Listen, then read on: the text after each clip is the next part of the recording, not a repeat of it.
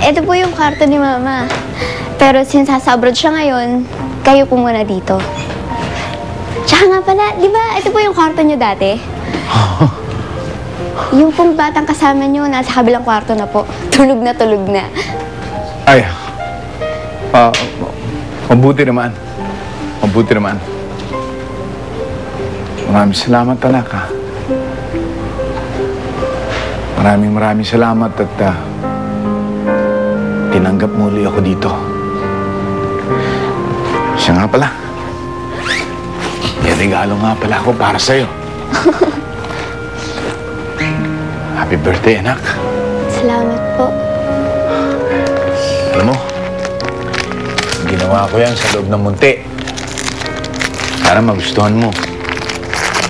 Yan. Tay, ang ganda!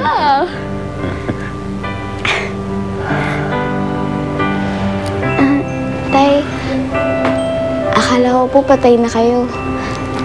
Yun po kasi yung sinabi nila sa akin eh. Bakit po ba kayo nakulong?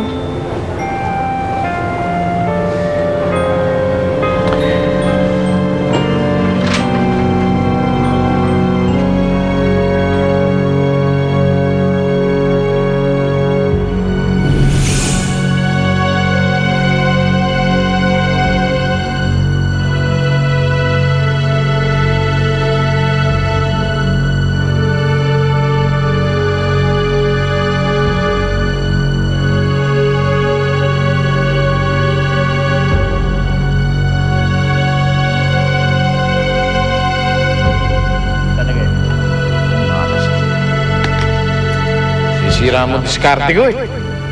Hindi naman, pare. Kasi ka na kasi. Dapat uwi ka na. Pera mo ako ng pera. Huwag na, pare. Lakad ka na eh. Ay, ka pa pinamalas eh. Peramin mo ako ng pera.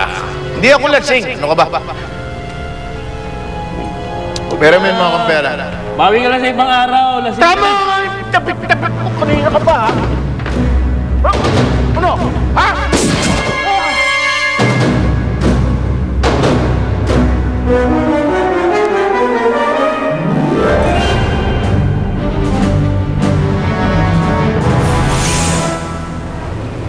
Nagkamali nga ako, eh. Hindi ko dapat ginawa yun.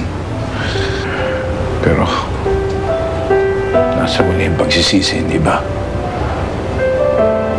Buti na lang may pardon for good behavior. Kaya nakalaya ako. Pero alam mo, anak, kung saan ako nabigla. Hindi ko akalain na ganun pala kagalit sa akin ang mga kapatid mo. Pero hindi ko sila masisisi.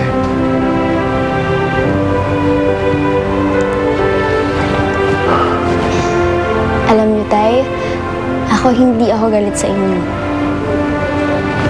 Ang totoo nga niyan, ang saya-saya ko kasi nandito na po kayo. Thank you, baby. Thank you, baby. Maraming salamat, anak. Maraming salamat, anak.